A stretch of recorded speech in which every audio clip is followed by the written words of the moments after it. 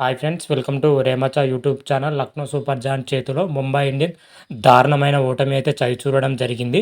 ముంబై ఇండియన్స్కి ఓటమికి ఇద్దరే కారణమని కూడా చెప్పుకోవచ్చు. ఆ ఇద్దరు ప్లేయర్ ఎవరు, అదేవిధంగా ముంబై ఇండియన్స్ ఓటమికి ప్రధానంగా కారణాలు ఏమేమి ఉన్నాయి అనే విషయాల గురించి పూర్తి డీటెయిల్స్ తెలుసుకునే ముందు మా ఛానల్ సబ్స్క్రైబ్ చేసుకోండి. పక్కన ఉన్న బెల్ ఐకాన్ మాత్రం అయితే క్లిక్ చేసి పెట్టుకోండి. ఫర్దర్గా మేము వీడియోలో అప్లోడ్ చేసినప్పుడు మీకు నోటిఫికేషన్ వస్తుంది. ఐపీఎల్ 2024లో మ్యాచ్ నెంబర్ 6 ముంబై ఇండియన్స్ తోటి లక్నో సూపర్ జాయింట్ అయితే తలపడ్డది. ఈ మ్యాచ్లో వచ్చేసరికి లక్నో సూపర్ జాయింట్ 18 పరుగుల తేడాతోనే అద్భుతమైన విజయం అయితే నమోదు చేసిందని చెప్పుకోవచ్చు. చివరి వరకు ఉత్కంఠగా సాగిన మ్యాచ్లో లక్నో బౌలర్స్ మాత్రమైతే డెత్ ఓవర్లో అద్భుతంగా బౌలింగ్ వేయడంతో లక్నో సూపర్ జాయింట్ అయితే విజయం దక్కింది. ముఖ్యంగా లక్నో బౌలర్లు వచ్చేసరికి నవీముల్లాకు మాత్రమైతే సూపర్గా బౌలింగ్ వేయడం జరిగింది. రవి బిష్ణో 2 వికెట్లు తీయడం జరిగింది. తొలుత బ్యాటింగ్ చేసిన లక్నో సూపర్ జాయింట్ నిర్ణీత 20 ఓవర్లో 214 పరుగులు చేయడం జరిగింది. 6 వికెట్లు కోల్పోయి ముఖ్యంగా కేఎల్ రాహుల్ గత 2 మ్యాచ్ల నుంచి దారుణంగా విఫలమవుతూనే వస్తూనే ఉన్నాడు. కాకపోతే ముంబై ఇండియన్స్తో జరిగిన మ్యాచ్లో కేఎల్ రాహుల్ అద్భుతమైన హాఫ్ సెంచరీతో రాణించడం జరిగింది. అతని తోడుగా వచ్చేసరికి నికోలస్ పూరన్ విధ్వంసకరమైన ఇన్నింగ్స్ ఆడడం జరిగింది. కేవలం 29 బంతుల్లోనే 75 పరుగులు చేయడం జరిగింది. 5 4 8 సిక్సర్లతోనే రాణించారు. అతని తోడుగా వచ్చేసరికి ఆయుష్ బదూని 22, మార్కో స్టోనిస్ 28 పరుగులతోని రాణించడం జరిగింది. ఓవరాల్గా చూసుకుంటే మన సూపర్ జాయింట్స్ మాత్రమైతే బ్యాటింగ్లో ఇరగదీసి ఆరేశారని చెప్పుకోవచ్చు.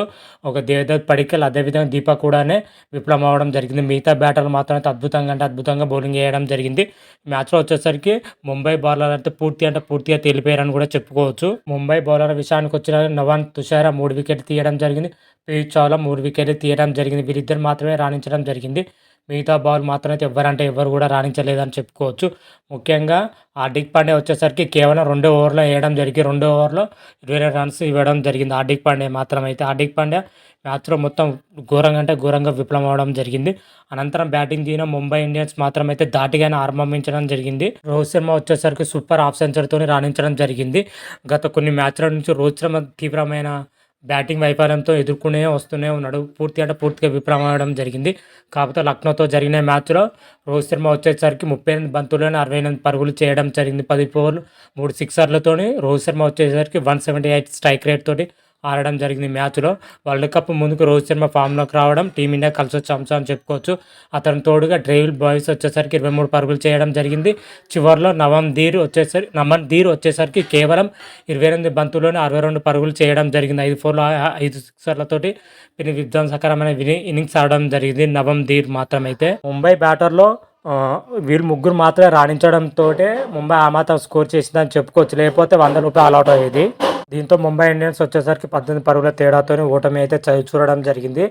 ఐపీఎల్ 2024 వచ్చి ముంబై ఇండియన్స్ ఓటమితో ముగించడం జరిగింది. ఓటమితో ప్రారంభించడం జరిగింది.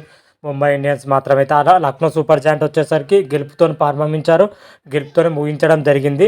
ఈ మ్యాచ్లో లక్నో సూపర్ జాయింట్ గెలిచినా కానీ ఇంటికి వెళ్ళడం జరిగింది. ప్లే ఆఫ్ వెళ్ళడానికి అయితే మాత్రం ఛాయిస్ లేదని కూడా చెప్పుకోవచ్చు. ముఖ్యంగా ముంబై ఇండియన్స్ ఈ మ్యాచ్లో ఓడిపోవడానికి ప్రధానంగా బౌలింగ్ విఫలం అని చెప్పుకోవచ్చు. అదేవిధంగా బ్యాటింగ్లో వచ్చేసరికి ముఖ్యంగా సూర్యకుమార్ యాదవ్, ఇషాన్ కిషన్, హార్దిక్ పాండ్యా విఫలమవడంతో ముంబై ఓటమికి ప్రధానమైన కారణాలు అయితే ఇవే చెప్పుకోవచ్చు. సూర్యకుమార్ యాదవ్ డక్అవుట్ కావడం జరిగింది. ఇషాన్ కిషన్ 15 బాల్ ఆడి 14 పరుగులు మాత్రమే చేయడం జరిగింది. హార్దిక్ పాండ్యా 13 బాల్ ఆడి 16 రన్స్ మాత్రమే చేయడం జరిగింది. వీళ్ళు ముగ్గురు మిడిల్ ఆర్డర్లో విఫలం అవడంతోనే ముంబైకి అయితే ఓటమికి ప్రధాన కారణం అని చెప్పుకోవచ్చు. బౌలింగ్ పొజిషన్లో మాత్రం పూర్తిగా ఏ బౌలర్ కూడా రాణించలేదని కూడా చెప్పుకోవచ్చు.